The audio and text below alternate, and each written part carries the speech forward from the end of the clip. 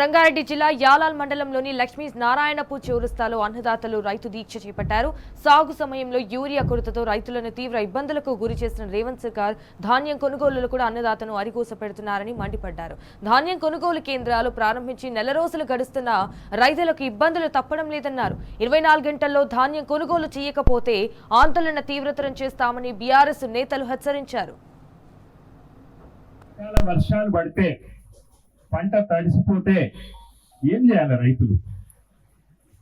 మీరు మీడియాలో చూసుంటారు. నిన్న మహబూబ్ నగర్ డిఎస్పి ఒక హెచ్చరిక విడుదల చేసింది.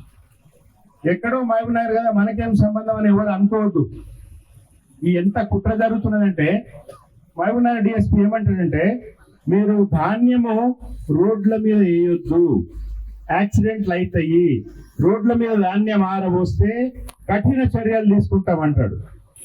మొన్న మధ్య మన తాండూరు సిఐ గారు కూడా ఒక ప్రకటన ఇచ్చారు. ఇట్లా ఆర్టీసీ కార్మికులు సమ్మె చేస్తున్నారు, వాళ్ళకు టెంట్లు ఇవ్వద్దు, ఎవరు వాళ్ళకు నీళ్ళు ఇవ్వద్దు, వాళ్ళకు ఫుడ్ పెట్టద్దు, కేసులు పెడతామని. ఎవరయ్యా మీకు చెప్పింది? మీరు టైంకి కొనరు, బస్తాలు ఉండవు, లారీలు ఉండవు, రైతుల దగ్గర కొననీకే లంచాలు తీసుకుంటున్నారు. మేము రైతులందరికీ ఒకటే విజ్ఞప్తి చేస్తున్నాం, 5 పైసలు కూడా లంచం ఇయ్యకండి. ఎట్లా కొన్నారో చూద్దాం.